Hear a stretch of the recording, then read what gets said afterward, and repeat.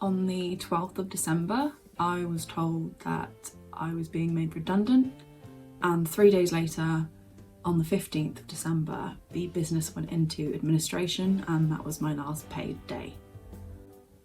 I didn't do anything wrong, but I still grieved the future that I had, and the future that I thought I was building there.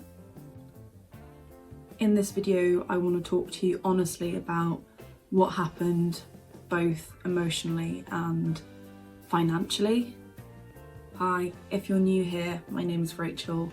This channel is usually for talking about budgeting, saving, and just generally navigating young adult life. My channel only has one other video, so it's a very new channel, but I wanted to be realistic as possible so that it resonates with as many people as possible. Life is hard, managing money is difficult, and redundancy is part of life and it's part of mine now, and so I wanted to share that with you. This video kicks off a series where I'll be documenting my redundancy journey, from where it happened, how I was feeling, to slowly rebuilding and eventually finding my new role. The moment it happened, that day, it was a Friday, I got into work later than I usually would have hoped, and I got in, made myself a cup of tea, and I saw my line manager and she said, "Do you want to go for a walk?" And I could see that she'd been crying, and my line manager is quite a brave, badass lady, so I knew something was wrong, and the fact that she was crying made me think it was something to do with difficult information that she was going to have to share with me, and the only difficult information that she'd have to share with me is that I would no longer have a role. And so I knew in the back of my mind that I was going to be told that I didn't have a job anymore. So we went for a walk, and she explained to me that the business was going into administration, and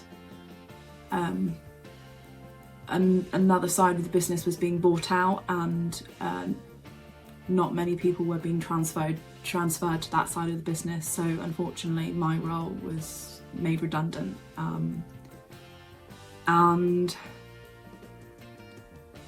when I first found out, it wasn't panic, it was shock first, even though I kind of had an inkling that that was what the conversation was going to be about. It was still really shocking and really upsetting, and I was just really upset in that moment,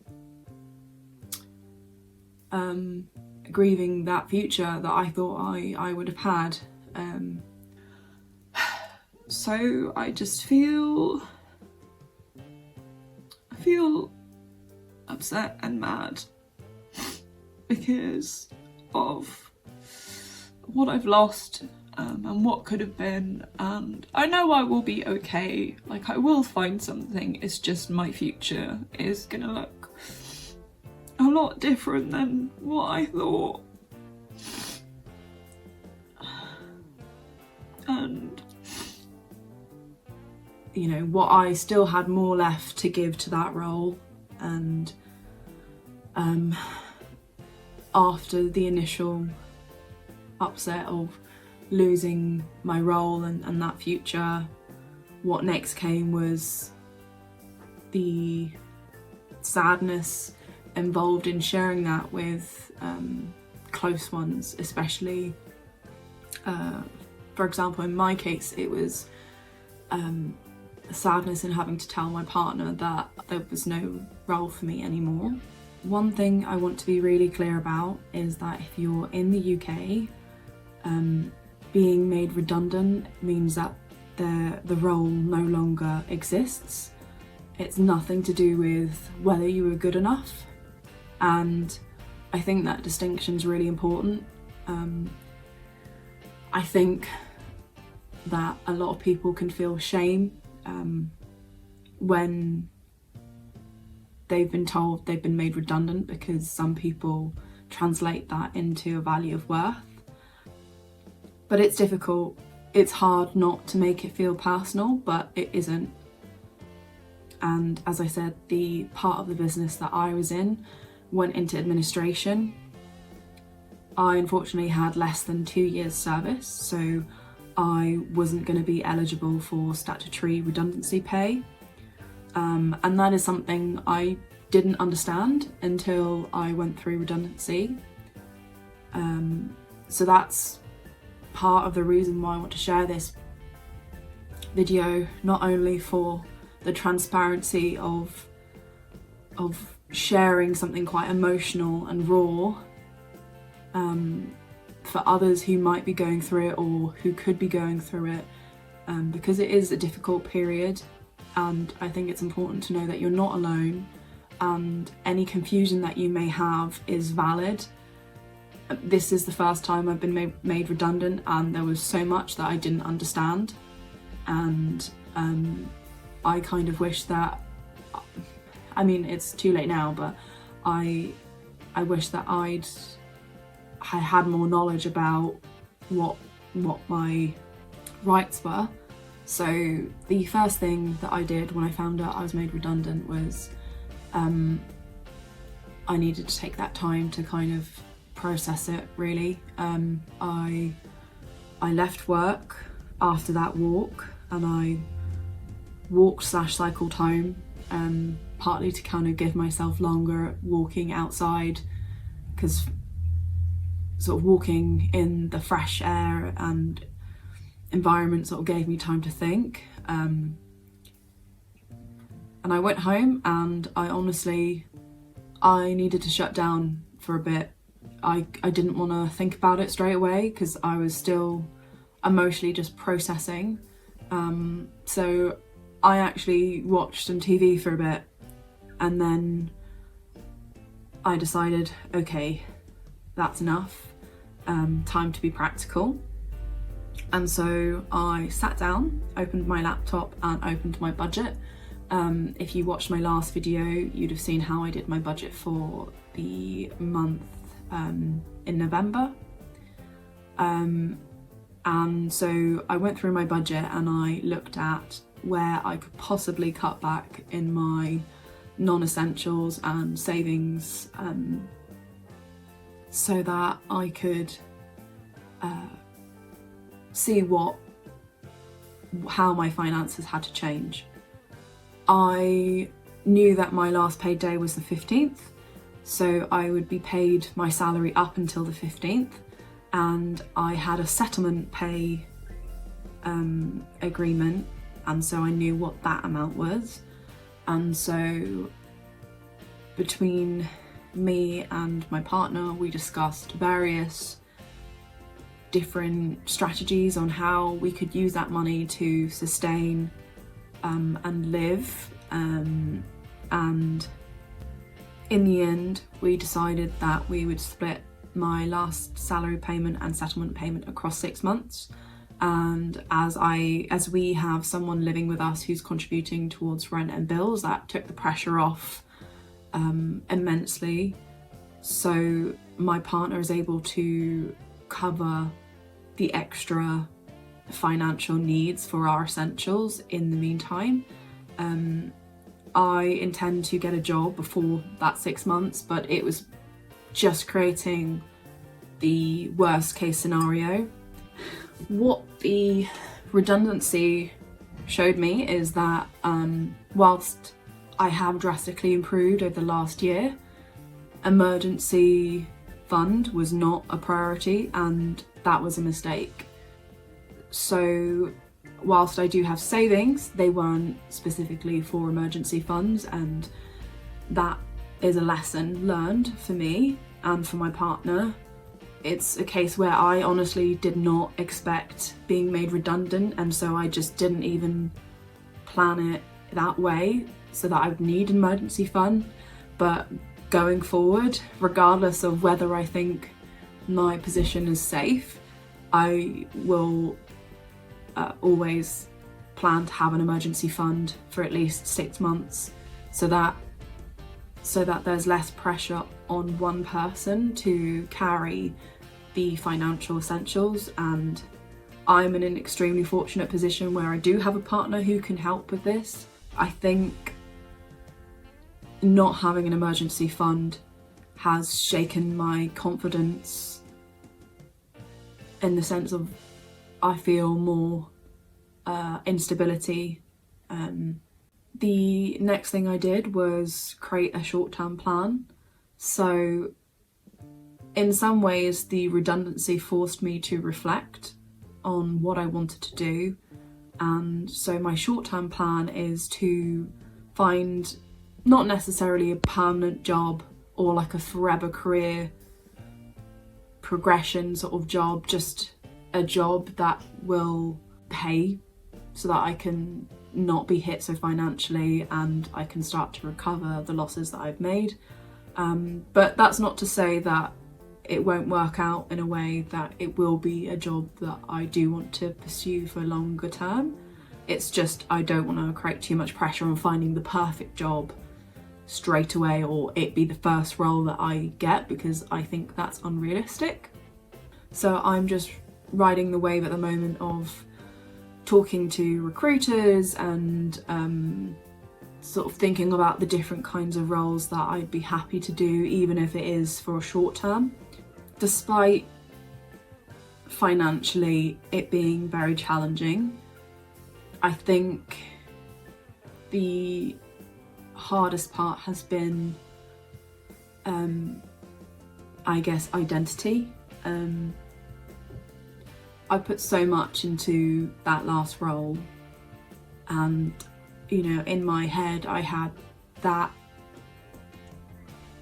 progression path lined out, and now that's out the window. That's not to say I wouldn't be able to get back to that progression path, but it's forced me to reflect on what it is I actually do want, and what it is that I do want to pursue. And there is also the element of fear that, you know, my role was made redundant and it wasn't personal, but there is a fear that that role was made redundant because it's not vital enough, and potentially that could happen again. But I think it's part of life. You cannot always know the outcomes to everything, and all you can do is try the best that you can and prepare the best you can. And so that's the mindset I'm going forward with. Sharing the news, that was difficult. I think the day I found out, the only people I told was my partner and my flatmate, and I didn't tell anybody else until the business officially went into administration, and then I started sharing it with wider friends and family. But actually the most difficult I found it was that weekend when I shared the news with my dad. And the reason I shared it with my dad was because it was Christmas, and as Christmas goes, it's the time for family get-togethers, and I had planned to see my dad and see my grandma separately. But now that I didn't have the financial security, and you know, I'd only been paid up until the 15th, I just didn't have the flexibility to pay for travel in multiple directions. So I asked him if we could combine that visit, and that was what I found really hard, because it's difficult sharing that you're not able to afford something, especially when it's to see your family, which you'd hope is you know, almost a necessity and a right to be able to see your family. But in this case, you know, I just had to be smart and practical and say to my dad, I will pay for the travel to see my grandma, and if you meet me there we can travel back together. So because my dad and we both live in the same county, so it just made more sense that way. The main reason that I'm sharing this is because I don't want anyone to think who's going through redundancy as well that you're failing. It's a part of life. You're just in a transition period, and that is absolutely fine. I think we all get stuck in the pressure of society of trying to keep up with the Joneses, and all that matters is your own journey and what that journey looked like. There's no right or wrong. It can be frustrating, it can go forwards, it can go backwards, it can go in directions that you don't want it to, but it's your journey to own. It will be difficult, but there'll be good times and there'll be bad times, but it's yours, and there's no point. Hello. She's got a lot to say on this as well. There's no point beating yourself up because it doesn't look like somebody else's, which may on the outside seem very curated, but you just don't know really how people have got to where they are in life. And I just think ultimately it doesn't help you to compare yourself, and that's something that I've only really developed this year, is being accepting of my own journey and not comparing it to other people's. I mentioned that being made redundant forced me to reflect, and in some ways it was quite liberating in that sense. You know, I was very stuck in a role where I was putting in so much, and I really believed that I would get something, I would get progression, or you know, I would get something out of it that I could share, I guess.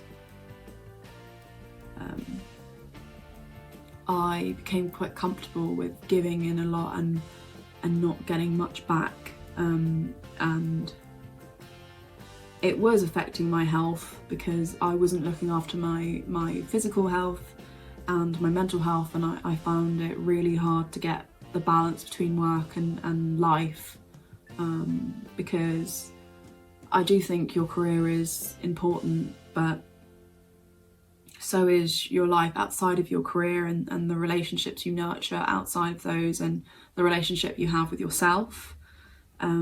So this redundancy really forced me to stop and reflect and ask myself, what do I want from work, and not just what I'm willing to tolerate. So over the next few videos, I will share this journey with you in real time.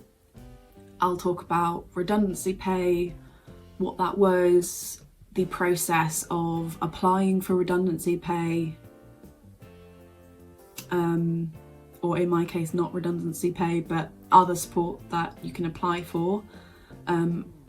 I'll go into deeper how I've budgeted my final salary and settlement payment and how that works with a partner. I'll share how I've been rebuilding my CVs, applying for jobs, and eventually how I land my next role. It's not going to be perfect, there are still things that I'm figuring out, but I just wanted to honestly document it and share that process with you, so that if you're ever in the same position, that you know that it's not just clear cut. There, you can give yourself that breathing room and space to take the time to figure it out, and really just be compassionate with yourself, that it's never an easy process. If this at all resonates with you, subscribe to follow along the journey, and let me know in the comments any questions that you have.